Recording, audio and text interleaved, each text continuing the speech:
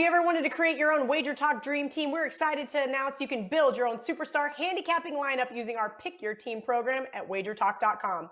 Even more exciting, for a limited time, you could save up to 55% on your favorite 2 or 3 handicappers and pay as little as $1.99 for a full month of picks.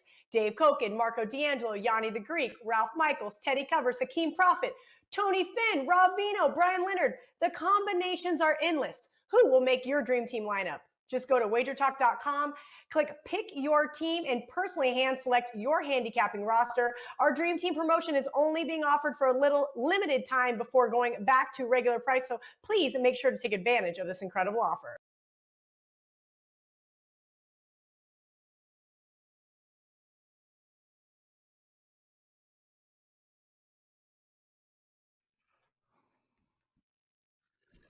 Teddy Covers, Lawrence Presman. You're watching Wager Talk Today, and I can't thank you enough. Teddy, I'm in a great mood. Just got off the Peloton, got my coffee, hanging out with you. And of course, we've got ourselves Dave Cokin joining us at the top of the show. He's going to look at the Blues versus the Vegas Golden Knights, Cal versus Arizona State, and our first guest to take a gander at the Super Bowl. No Gianni today, Steve Merril after that, Michigan State and Rutgers, Air Force versus San Jose State. And you, what's your big game breakdown? We got a big game breakdown. We'll talk the Warriors and the Suns in West Coast action in the NBA tonight. See if we can keep the little big game breakdown streak we got going rolling for this evening. We'll have an opinion on that game as well. And, of course, Ralph Michaels closing out the show with his TNA trends and angles. That kind of TNA, people, please. Yeah, don't get your mind out of the gutter, everybody. Teddy, you killed it with that Golden State big game breakdown yesterday. Nicely done. Lead story today, Teddy. And, I'm sitting up here in Canada and it was all over the news. AMC, GameStop, their stock just from like $10 to $360 in like 5 days or something. And so many big name brokers, if you will, shorted that stock, lost billions of dollars. Now we've got word Nokia might be next. I have so much to say about this from a business perspective, an economic and sociological perspective. I think it's terrible what is going on. These guys are trying to stick it to the man, not realizing that 95% of the people have their money with the man. But that's for another show, Teddy. We have to relate that to gambling. And before I go to you, the one interesting thing to me about stocks and gambling is it's hard enough to find a stock that makes you a lot of money. But the worst part about it is when to actually sell. You got people sitting on Bitcoin that went to 52,000 Canadian 2 weeks ago. Now it's at 41,000. When do you sell? Well, in sports betting, at least that question does not come into play. Teddy, how do you relate this whole thing? Of course it comes into play with sports betting. When you're talking about hedging off a future ticket, when do you sell it? When you talk about, am I going to pull the trigger in game right now? Do I wait here? Do I buy it here? Do I wait for the next break? There's all that questions. The same question in terms of what's the optimal timing to make a move. And that's in the stock market, no different from the sports betting market. One difference, though, okay, because this is, let's make no mistake about it. What we're seeing with GameStop, what we're seeing with Bitcoin, what we're seeing with, what was the one I heard today? They're going to hit Bed Bath and Beyond, What we're seeing with this is gambling, okay? It's gambling on stocks instead of gambling on sports. The difference, however, is that for some reason, the mainstream media treats gambling on stocks as indicative of the economy somehow and meaningful about the economy somehow. And it's not. Just like when we talk about gambling on sports, it has nothing to do with how the games are actually going to turn out or how the games are going to play. Our gambling doesn't affect the game on the field. In the stock market, it does.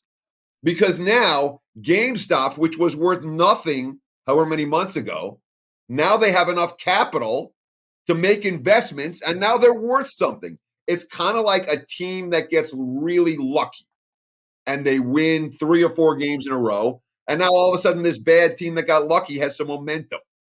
And now they're maybe not as bad as their stats would indicate. And they're feeling good about themselves. That's what's going on with GameStop right now. And, AMC movie theaters. When you get that influx of capital and you can sell off shares at those prices, guess what? Your broke business model is now a business model flush with cash, and you have a whole new world of opportunities out there. So I guess my thought is there's a lot of commonalities between the betting markets and the stock markets, okay? A lot. Well, of course. The biggest issue is the media keeps reporting this as it's economic news, and it's not. It's gambling news. That's why it's our lead today. Well said, Teddy. And just to clarify what I was saying is, yeah, look, obviously, firstly, I don't hedge plays. So from my perspective, I look at it as when you bet last night I took the Cleveland Cavaliers and I took the over, and when the game ended, it cashed me out automatically. I didn't have to sit there and decide, do I cash out early? Now, there are books that allow you to cash out early. I don't suggest, going back to what me and you were talking about a month ago with our 53% modeling and our 54% modeling. I don't do any of that stuff. I don't cash out early. I don't hedge bets. I don't look for middles. So from my perspective, that one variable, which is really tricky in the stock market, because how many times do you sell, you buy a stock at $1, you sell it at $2, then it goes to $5, you've doubled your money and you're mad. So that sort of component doesn't exist. Plus, I've always said to everybody, when was the last time you got an injury report coming out of, Apple? The CEO has got the flu, won't be in for the next 2 weeks. Well, you wanted to say something? There's one more thing worth noting, Prez. There really is. Because in sports betting, you can only lose what you risk. All right? All these guys, all these funds who were shorting, shorting these stocks, they can lose. It's flat out gambling. You're betting on margin. You're betting on credit. Yeah, literally. And there's no loss limit. So sports betting far better at loss abatement and mitigation than the stock market in this instance. And, that's why these hedge funds are taking a real bath themselves and their investors. Great stuff. Teddy covers. I'm Lawrence Presman. Guys, Wager Talk Today. Dave Cokin joining us. And David Cokin, you are just absolutely in the zone right now, brother. You want to brag or you want me to brag? I'll brag. 11-2 NHL run. Dude, I thought I was doing good in the NHL. You're like just demolishing it. 14-3 college basketball best bet run. And of course, like 20 weeks in a row or whatever of Wager Talk Today, which is really the run that is most important. Welcome to the show, my friend. What's doing? Teddy, what's doing? Stock market. Yeah, exactly. Super Bowl. Dave, let's get into the Blues versus the Golden Knights. Vegas lost last time they played the Blues a couple of nights ago. Really, really fun hockey game, too. Big scoring. Do you expect Vegas to bounce back? Are we looking at the total? Where are you going in this game? Well, I mean, if it plays out like the game on Tuesday, the Knights will win. They just had some bad puck luck in that game. I mean, the Golden Knights completely dominated the game. The shots were 83-48 shot attempts. Shots on goal, I think, were 46-25. And they hit 6 posts on top of that. Came back from a 4-1 deficit to force the overtime and lost the shootout. But, I mean, this game was, from a territorial standpoint, VGK absolutely overwhelmed the Blues. And now it's the back end of the 2-2. Golden Knights are already 3-0 in back ends. And I really think that the home ice advantage, even with no fans, becomes a little bigger in the second games at Las Vegas because, it's quiet Las Vegas right now, but it's still Las Vegas. And whereas the Golden Knights are sleeping at home at night, I don't know what the Blues players are doing. They might be enjoying themselves. I think the Golden Knights get them tonight. They're about minus 150, and I think it's worth laying. Dave, I want to ask, how many hockey games are there like that where it's like you said, Vegas dominated and lost? And I feel like that happens more in the goalie sports than it does in the non-goalie sports. You see that happen in basketball. Sometimes someone gets really hot from three, or a pick six in football makes it happen. But it feels like that happens more often in hockey and other goalie sports than elsewhere. Agree or disagree? No, it's true. But look, you can't control it from one game to the next. Sometimes you're just going to run into a goalie who's on fire, and there's not much you can do about it. But still, it's still a territorial game. And if you can find the team, it's kind of like football. If you find the team that dominates in the trenches, you're probably going to win the game. If you find the team that's going to dominate the offensive zone time in hockey, or since it's a Canadian game, the offensive zone time, you're probably going to win the game. Yeah, and unlike any other sport, though, I mean, maybe like pitching, you walk into a hot goal with my Arizona loser 2 days ago, man, there's just nothing you can do about it. Teddy covers, Dave Cokin. Let's get on to the next game. Cal versus Arizona State. A -8 for Arizona State. Dave, take this game apart for us, please. Well, I wanted to talk about this game because I think we're going to maybe find out about the rest of the season for Arizona State here. They're going real bad right now. They've lost 6 in a row. This is a team that came into the season rated very highly. I mean, I think the original Ken Palm rating on them was 23rd. Now they're 74, and they've got, and I don't even think they're that good. They just lost back-to-back in the rivalry battle against Arizona. And I kind of wonder if this team, which has lacked chemistry all season, might be about to toss the towel in for the season. Now, one of the teams they beat en route to their current 4-8 record was California. They won by 8 on the road, but that was early in the season when, this team still had high hopes. Those high hopes have vanished right now. California isn't very good, but they're working at it every game. Look, if Arizona State goes out and plays well tonight, maybe it's a sign that they could become more of a go-with team down the stretch and offer some value. But I have a suspicion that they're going to be going in the opposite direction and maybe just not caring at this point. So to me, California is kind of live in this game.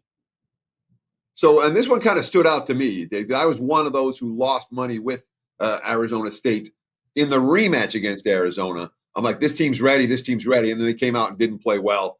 Had a pretty awful, flat first half. Made a little run in the second half, but never really made it a game. But even in that game, I'm saying Arizona State, this team's got talent. If they can flip that switch, they can make some noise. And it's in theory a buy low opportunity on a good team at home against a lesser foe. Are you really concerned about the psychology here for the Sun Devils? Because certainly, I think that's the overriding factor with Arizona State right now. Their season has completely gotten away from them. There's just no way anybody could have forecast this team being 4-8 to this point. And I don't know that they're going to be excited about facing a team they already defeated. So, I mean, you can look at this on paper and say, well, Arizona State ought to handle Cal. And they probably should on paper. But if you've been handicapping Arizona State on paper, you're about out of money right now. Dave Cokin, Chiefs-Bucks Super Bowl. We have really not delved deep into this yet. Next week, it's going to be a lot of Super Bowl talk. I spoke to Gianni last night. He was going to come on today, but all he wanted to do was talk about the Super Bowl. So I'm like, let's put Merril on. But Dave, you've got some thoughts. Chiefs -3 versus the Bucks. Where are you going here, man? Well, look, the obvious stuff is that Kansas City has a really good offense, and Tampa Bay is playing great football right now. But I think injuries do matter here, and I talk about this all the time about the dominating in the trenches, and I think the Chiefs have a problem here, and it revolves around the offensive line. They lost Schwartz in the middle of the season, who was a stud right tackle. and they were able to adjust for that. But he's done, and now Eric Fisher's done, and that's the left tackle, and he's, that's your blindside protection for Mahomes. And as a result, they're having to do more jockeying of positions on the offensive line, and essentially they're going to have 2 backup guards now starting at the guard position. I think that's a problem, and we saw last week that the Tampa Bay pass rush, with Green Bay missing one of its key components on the offensive line, they had a real tough time protecting Rodgers. Now, Mahomes is not Rodgers anymore because Rodgers has lost some of his mobility. He's getting on in years, and he got trapped in the pocket. But even Mahomes, who's got great legs, I think he's going to have some pass rush issues with Tampa, and I think that I've got to downgrade the Chiefs' offense just a little bit because of that. Kansas City is also, I don't think, going to have Kelsey with free reign as he had against Green Bay, which just could not figure out how to adjust for him, and he just murdered them in that football game. I think Tampa Bay's in good position here. I make them -1. I did adjust a full point for the Fisher injury because I think it impacts the entire offensive line. To me, +3 at even money is not a bad bet on the Bucs. I think they've got a really good chance to win this. They've got the superior defense, and while Kansas City has the better offense, it's not a blowout. The Tampa Bay offense is pretty good as well. I'm not giving him anything for the site. I don't think it really matters that the game's in Tampa, but I do think the Bucs look to me to be the right side in the game. A cautionary note, though, for me, it's just another football game. I know, it's the Super Bowl. We got to admit the Super Bowl. It's just a mid-level opinion for me. Nothing really strong. It won't be a best bet, and that's why I'm just giving it out to anybody who wants it. In fact, I'm probably going stronger than I should, making it a 3% play. But I do like the Bucs in this game.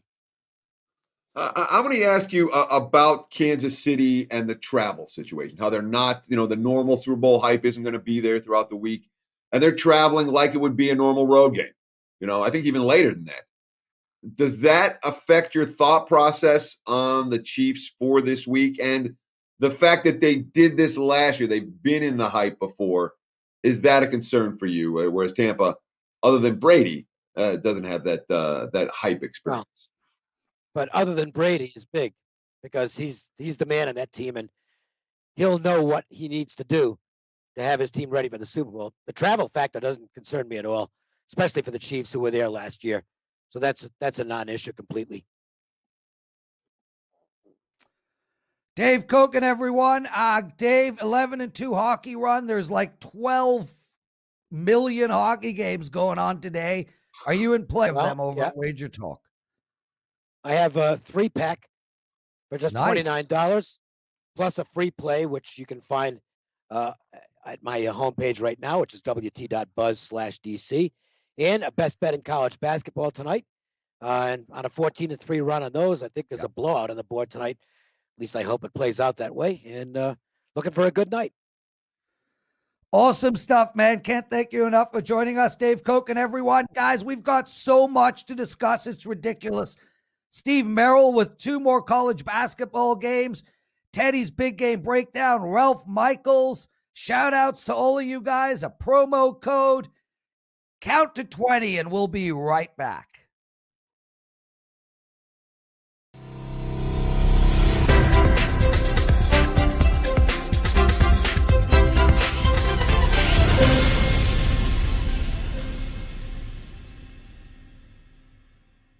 The NHL is back, and so are the expert hockey handicappers at WagerTalk and SportsMemo.com. Right now, you can lock in as many handicappers as you want through the Stanley Cup, giving you 25 weeks of hockey for $3.99 using coupon code PUCktime100 when purchasing an NHL season pass. Lock in your favorite handicapper through the Stanley Cup in July.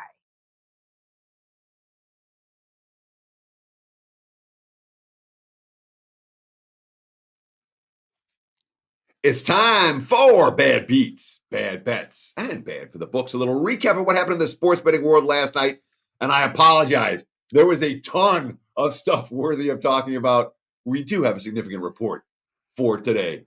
Let's start in college hoops last night. Bad Beats, you betcha. Seton Hall, +1.5 versus Creighton. They're blowing them out. They're up double digits the whole second half. Still up 13 with under 8 to play. They're up 8 at home. with 3 minutes to play as underdogs. And then a 14-2 Blue Jays run out by the road team over the last 3 minutes. You had Seton Hall plus 1.5. That was an ouch. Big time. Marquette plus 2 at Providence. You know how this goes. You go into overtime. They lose by 9 in OT. Total was 139, 72-63 final. OT was not where the under went to die. Under survived overtime in Marquette Providence. It was just where the underdog went to die. Tough beat for Golden Eagles backers. How about Wake down 8 at NC State? They were plus 7.5, plus 7.5. The meaningless 3 from the parking lot. No time left to foul after. The Deacons only lose by 5. Look, that was a coin flip game. It wasn't a true bad beat, but still wasn't any fun if you had NC State minus the points last night. How about in the NBA? Nets Hawks under 238. It's 114 with 2 minutes to play. You're in trouble anyway. That being said, somebody gets a lead and a couple of misses, and you want maybe you can get out of this and survive.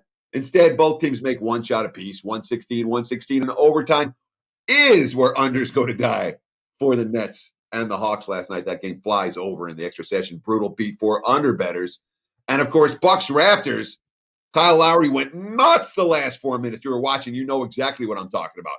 Game goes back and forth across the number. Looks like Giannis is running out of time on a run-out dunk, but he gets it in with half a second left. Milwaukee minus 6.5 wins by 7. You had Toronto. That was tough. And that's just the bad beats. Bad bets last night. What do we have? Let's see. The Lakers got bet up at Philly, -3 to -4. Embiid was in. The Philly was at home. The Lakers' 4th game in 6 nights on the road trip. They weren't the right side. They still went on a 13-0 late run to nearly steal the game. But then Philly won on the Tobias Harris jumper. Philly, wire-to-wire ATS, all the LA money. That was bad bets. The Celtics have Kemba Walker back.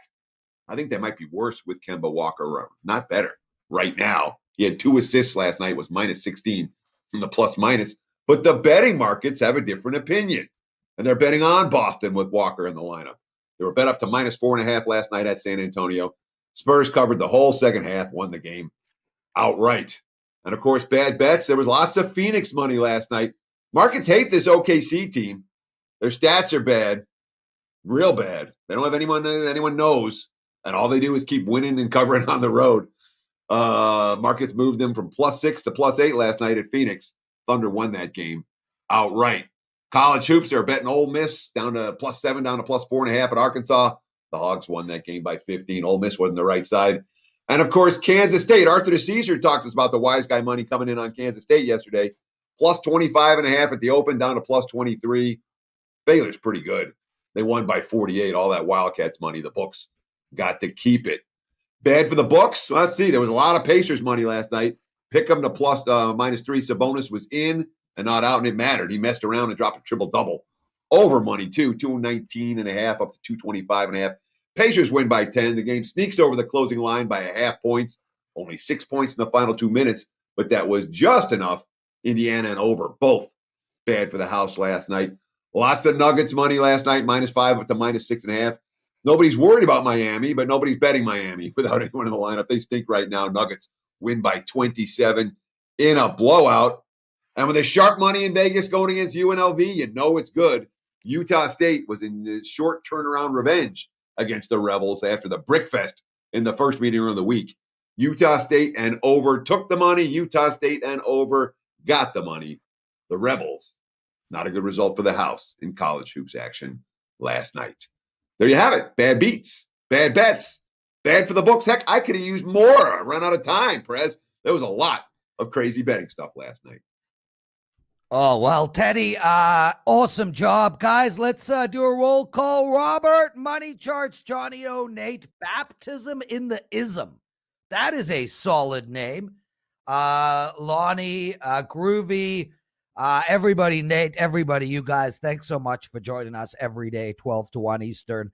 We're going to get to 100,000 live viewers at some point. And when we do it, we will still shout out the guys that were here at the beginning. Make sure to hit that like button, please. It's so important to us. I can't stress it enough. Teddy, I just want to make a quick comment about me. Guys, I've got a 5% play up. Bugger off, Teddy. I got a 5% play up in hockey tonight. I am 42 and 22 in 5% plays since December 2019. I am the number one expert on Wager Talk or Sports Memo in 5% plays over the last 13 months. I have a promo code for all of you guys to get $10 off my 5% play.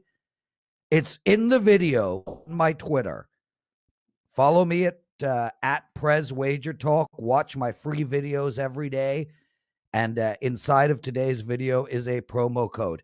I also want to quickly shout out a couple of things, Teddy, because what's going on at Wager Talk right now is absurd. Same with Sports Memo.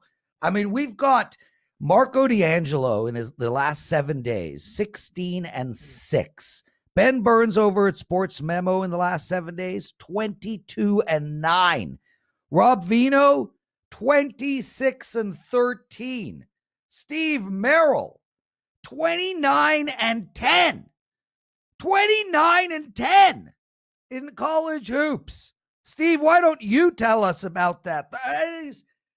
That's 19 over 500. That is, wow. Welcome to Wager Talk Today, dude. Brag. How are you seeing the floor so well? Yeah, first of all, that's actually the full season is 29 and 10. Yeah. That's the good news. I'm like less than one play per day. So for all those action junkies out there that want 5 games a day, it's not going to work. But hey, look, I'm sure you guys will agree. I'll go 29 and 10 and take that on any season, any sport. And I do have another best bet going tonight. I'm about to put it up as we speak at WagerTalk.com. College basketball best bet, won with Wisconsin last night to make it 29 and 10. Won the night before with Oklahoma outright as a dog. So we're 2-0 this week. Look to go 3-0 this week and 30 and 10 for the season. WagerTalk.com, college basketball best bet right now for Thursday. So I got to ask you, Steve, because, I mean, the Prez is pretty big on the hype today. You ever gone 29 and 10 before? You know, the best run I've ever had, Teddy, was it was 2016 or 17. The day after the NBA Finals ended in June, I won 19 straight baseball plays. And I remember exactly, Wow. it was the day after the NBA Finals ended. It was the most remarkable timing. So 19-0 in baseball, a 17-3 run in basketball. So I don't know if that ended up being 29 and 10. It's funny. I'm sure you're the same way, Teddy. Like, we keep track of these, for our promos and stuff. But you and I, we don't really live and die by these hot streaks. It's such a daily thing for you and me, and we in Prez too, obviously. That I don't know. I probably have at some point, but obviously I've never started the season 29 and 10 because those are the records you remember more is when you start a season that way. I was going to say that you probably had, because Yeah. when you do this for a long time, and it doesn't surprise me at all that you're Prez like, oh my God, it's the most incredible thing you've ever done. No, this is what we do. We do this full time. We've been doing it for 20, 30 years. And sometimes you get these nice runs where things are falling into place and you see things clearly and go on an extended run of excellence like Merril's doing. It's not a miracle. It's not something that we never see happen. Enough. It's something Enough that we with you. expect to happen on a regular basis. Not all the time. But Merril, you're going to go on a run like this pretty much every year, correct? Maybe not I to guess. open the I don't know season. statistically. 29 and 10 is pretty strong. But what you're saying is that's like a 74% run. You're going to have those every year. I definitely agry you're going to have 74% runs every year. Okay, But yeah, enough. I think you're both right. But Joe but Ranieri, Prez is also Teddy, right. It's a remarkable record. It is a remarkable record, and Teddy can screw right off. And Joe, under Teddy, it says the Prez. I don't mind if Steve Merril has the Prez under him, but Teddy ain't going to borrow my name even for a second. Not I was even the Prez for for a 1 week, technically. millisecond. Get my name away from that guy. My God. Ooh. Steve, Michigan State Rutgers, go. Yeah, I was going to say, Teddy, first of all, I was the Prez for a week, as we know, and you'll never be the same. So best of luck to you now that that's happened. I don't think it ever said the Prez underneath me, though, during that week. So another shameless plug here. We'll be doing college basketball tip-off in about 1 hour, 1:30 Eastern-ish here on Wager Talk TV. When I was on about a month ago, we actually talked about Michigan State Rutgers as one of the games that day, and I'll be on again today. So we're talking about it again on that show, and I wanted to bring it up on this show because it's a very interesting game to talk about for a few reasons. First of all, when that game happened a month ago, Michigan State was really in a dive, and Rutgers was the hot new commodity. Rutgers has really cooled off since. They lost like 5 or 6 in a row. They finally got a win their last game out on the road at Indiana. And it is a revenge spot for them at home. And, on the short list, when I'm looking at games, as Teddy probably does as well, you always circle these good teams with revenge at home in January and February. Of course, without home court advantage, it's not quite as much of an issue this year, in my opinion. But what's going to keep me off Rutgers in this game on the side is the fact they're such a terrible free throw shooting team, shooting in the low 60s for the season. And when the line is, around 2.5 like this game, that's always a concern. Yet I don't necessarily want Michigan State either. And I want to point out Michigan State has not played for 3 weeks now due to COVID. But what it has me looking at is the total, actually, guys. It's in the low 140 range. It opened 143. It's down about 142, 141. I like the under, though, here for a couple reasons. First of all, as I mentioned, Rutgers is a terrible free throw shooting team, so you don't have to worry as much about those extra free throws. That always helps the under. But I also think the fact that Michigan State hasn't played for 3 weeks now is not a positive for the offense. And I think they'll be fresh defensively. But offensively, I think it's going to hurt their shooting a bit. And they've been terrible on the road this year. They're shooting 39% in their 4 road games from the field. All their guys are going to be there for the most part.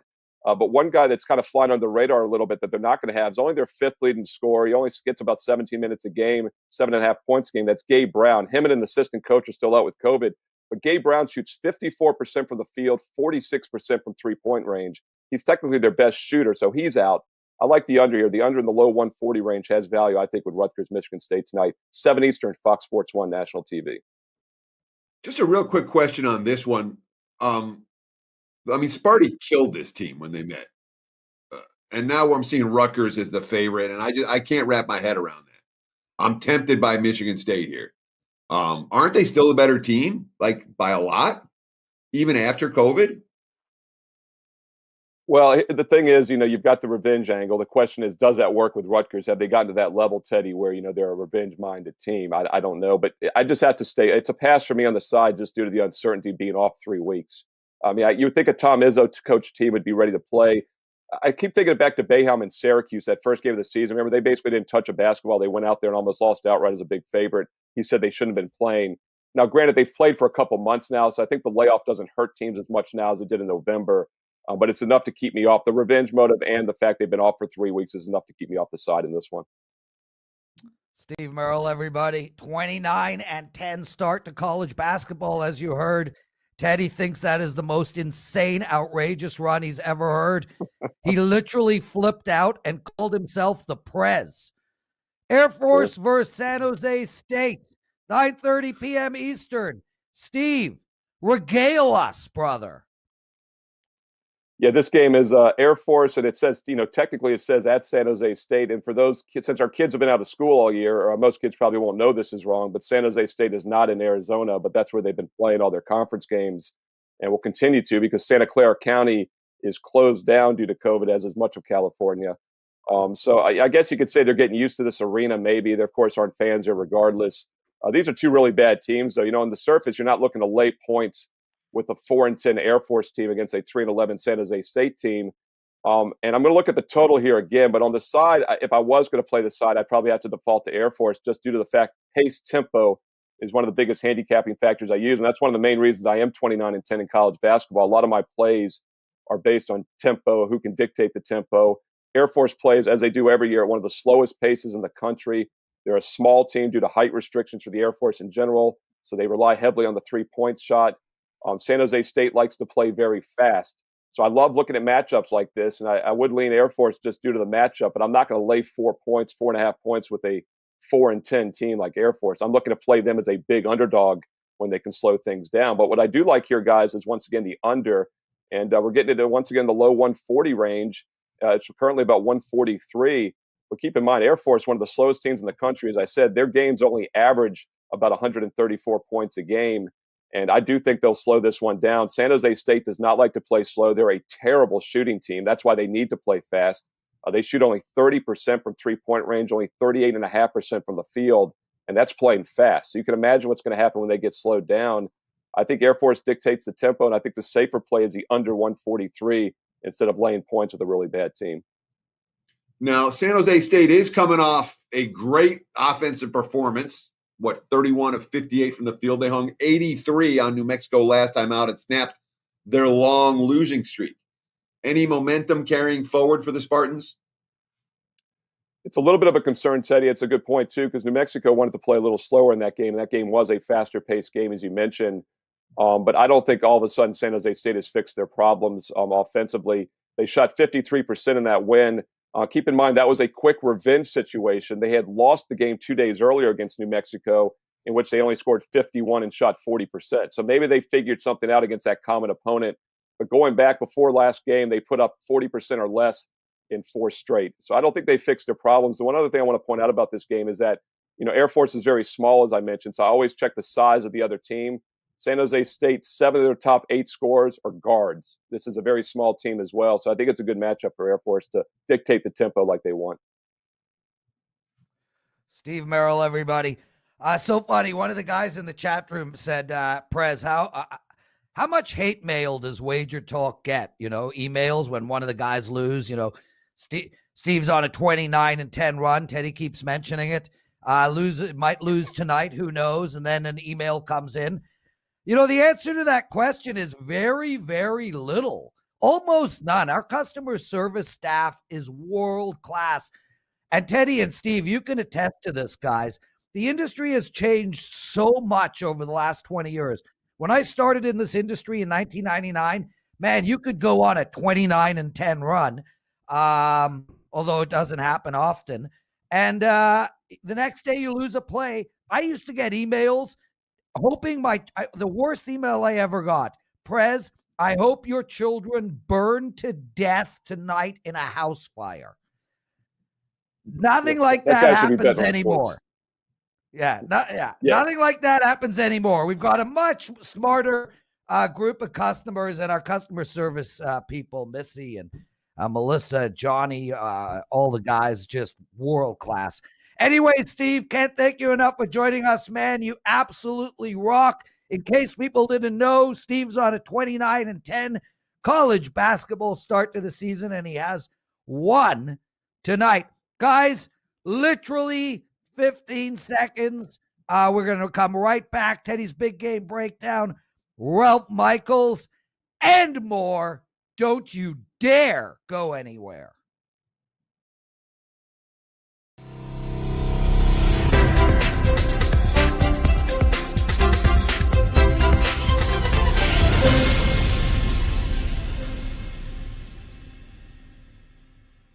Have you ever wanted to create your own WagerTalk Dream Team? We're excited to announce you can build your own superstar handicapping lineup using our Pick Your Team program at WagerTalk.com. Even more exciting, for a limited time, you can save up to 55% on your favorite 2 or 3 handicappers and pay as little as $1.99 for a full month of picks. Dave Cokin, Marco D'Angelo, Yanni the Greek, Ralph Michaels, Teddy Covers, Hakeem Prophet, Tony Finn, Rob Vino, Brian Leonard. The combinations are endless. Who will make your dream team lineup? Just go to WagerTalk.com, click Pick Your Team, and personally hand-select your handicapping roster. Our Dream Team promotion is only being offered for a little limited time before going back to regular price, so please make sure to take advantage of this incredible offer.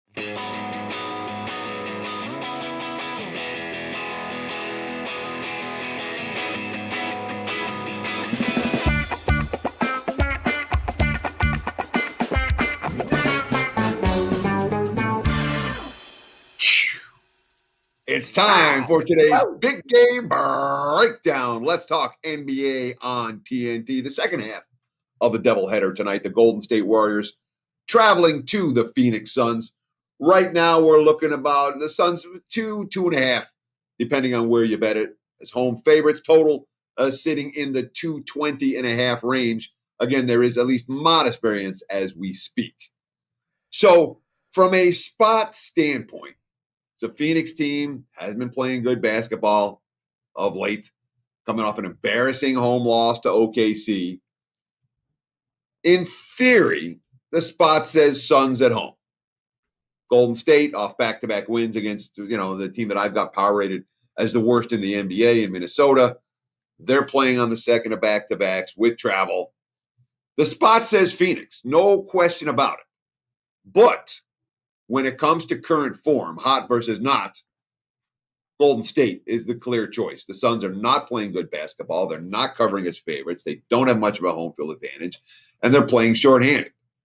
Now, the question is, what style of capper are you? Are you a spot guy or a ride the streaks or ride the trends guy? And in the NBA, most of the guys I know that win in the NBA use some of both. You're riding some teams and you're finding some spots. I've found that in recent years, I've used fewer spot plays in the NBA, much less than I used to, and more ride the streak plays in the NBA. And the ride the streak here says you look at Golden State plus. Plus, I don't want teams with bad benches right now. And the shorthanded Suns, that bench is struggling just about every night while they're shorthanded. The Warriors bench live to outplay them badly. We saw Wiseman come in and hang 25 off the bench last night, just one of a number of solid contributors for the Golden State Warriors on that bench. And of course, Phoenix has a real under-the-radar injury. Cameron Payne, the backup point guard. No, his stats aren't there, but the offense works with him on the floor when the backups are on the floor, and it doesn't when he's not on the floor. So it's one of those injuries. Guys like Cameron Payne will never move the needle on a point spread. And yet, from a how good are the Suns with him or without him standpoint, he makes a real difference. He moves the needle for me at least a little bit. So the lean here tonight is Golden State plus. There's one caveat, and it's a big one. If the Suns get Devin Booker back, and right now he's listed as questionable, we don't know. He's missed the last couple of games. They've lost a couple of games. They lost to OKC. If they get their star back, the spot is just too strong to ignore for Phoenix. So I'm not going to pull the trigger on Golden State. But if Booker doesn't play, Warriors might be worth a look. Ride the hot and fade a cold Suns team that is not living up to preseason expectations. There you have it. Big game breakdown. Back to you, El Presidente. Well, why, thank you, Teddy. Back to back with Golden State. And guys, in case you haven't heard, Steve Merril's on a 29-10 college basketball run. Ralph Michaels, everyone. Ralph, I know we're running out of time. Don't worry about it. Just give us all your stuff. We'll go a little bit longer because your info is pure gold. Welcome to the show, bro. Teddy, that was a legitimate smile for that song. You were really into your intro song there. Oh, yeah. Congrats, Joe. You hit the beat with Teddy Covers, man. Nice job. So, guys, going to mention some hockey records this year. Now, I want you to know this is only for this season so far in NHL action. I backtrack it. The numbers are not nearly the same percentages that they are. But take a look this year. NHL favorites this season are 67-31. With an average line of minus 154, that means you're up 19.6 units. But by simply taking away a total of 5.5, those total games where perhaps you're playing a team with a good defense, favorites of 150 against teams with a total of 5.5, you're actually to the negative. 24-18, average line of minus 158, minus 5 units. If the total is 6 or higher, check out that record. 43-13, average line of 152, plus 24.7 units. Prez, makes perfect sense to me. If you're a big favorite, you're playing a team with a defense that isn't as good as a team that can have you post a 5.5 number, makes sense to play those favorites instead of the others. How about you? Prez? Were you speaking to me? Oh my God. It's a hockey. Spent the last time talking about hockey. Okay, I put my hand up. I was dealing with people in the chat room bitching me out. Good enough. Sorry, let's go to the situation of the day. I agree. This is the angle of the day. Prez was simply favorites of 150 or more. When you're playing them against teams with a total of 5.5, you're actually losing money. If it's a total of 6 or higher, you're winning money. So playing a team with a bad defense has been a positive. Situation play of the day, let's look at teams off a shutout win or a shutout loss. This, of course, in the NHL as well. Let's see which one Joe throws up. He's going to throw off a shutout win. So let's take a look. I ran from 2006 since 2017 and this season. You see it's 50.7% going all the way back to 2006, 45% since 2017, 36% this year. So Basically, teams off a shutout win are a negative. Take a look at when I break it down. Teams off a shutout win as an away dog, you are minus 14.3% return on investment. Teams off a shutout win as an away dog, and they're away again, like Anaheim is tonight, you are minus 20.6 return on investment, hitting only 36.4%. So how about off a shutoff win as a home favorite? Another negative situation. Despite being a favorite of 131, you are actually down 7 games, 100 to 107. And teams off a shutout win as a home favorite and back home again, even worse, a minus 15.2 return on investment. Those return on investments are all the way to the right.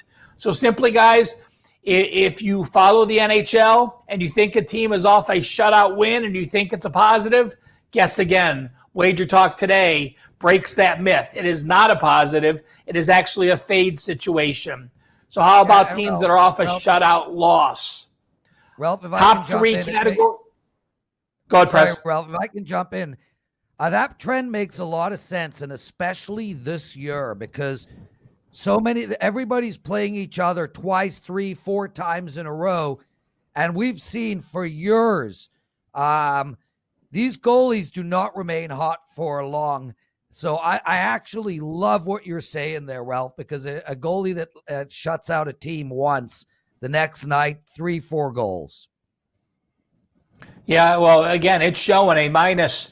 The worst situation there is a team that wins as an away dog and is on the road again, minus 20.6% return on investment in that situation. So, Joe, if we can go off a shutout loss, we know off a shutout win, we want to fade the team that's off a win. How about off a loss? This year's going to be different because some teams have played each other, but historically, they don't play each other. So let's take a look. Basically, the top 3 numbers are all pretty much in the 50-50 range. You see the return on investment minus 1.1%, plus 2.2%.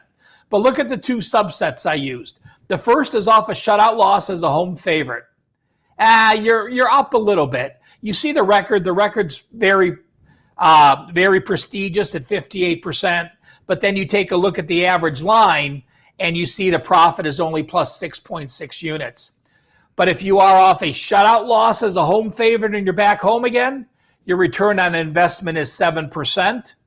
And while that's a positive, take a look at the very bottom category. Off a shutout loss as a home dog, and you're on the road as an away dog, excuse me. So you're on the road, you get shut out, you're traveling on the road again. Since 2017, that return on risk investment minus 13.4%. So the only positive situation off a shutout win or off a shutout loss is if you lost as a home favorite and you are home again. So I will post these numbers on Twitter, give you guys some more time to dive into them. It's a lot of information to try to talk about in a segment. But if you do take a minute and look at them at Twitter, just take a look at them and look to see where the value is. You will find that there are some profitable spots, especially to fade an NHL team off a shutout win. Ralph, Friends with Ralph play. What do you got for us today? Well, you know what? We have 2 friends. Dave Cokin on an 11-2 NHL run. Andrew McGinnis, 71% on his 4% NHL best bets. Both Dave and Andrew have this play tonight. Both have it as an all-access client play, and neither is selling it to the customers as a package today. I just want to take 1 second, guys. That's the reason you're an all-access customer. If you buy a daily package, that does not mean you're getting every play for that capper a day. Both of these quality services have top-rated plays that aren't part of a daily package. The only way to get them on a 3, 7, 30-day or a 12-month all-access package. Las Vegas, minus 150. Thank you, Dave Cokin. Thank you, Andrew McGinnis. Both of those, again, have Las Vegas tonight, minus the $1.50.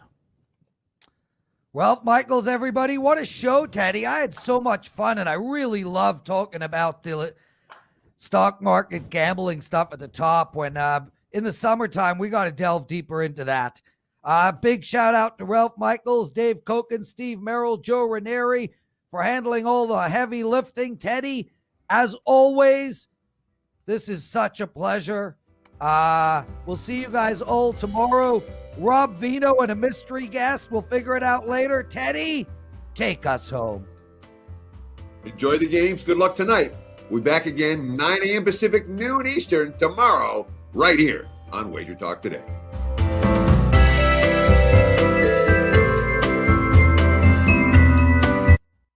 Have you ever wanted to create your own WagerTalk Dream Team? We're excited to announce you can build your own superstar handicapping lineup using our Pick Your Team program at WagerTalk.com.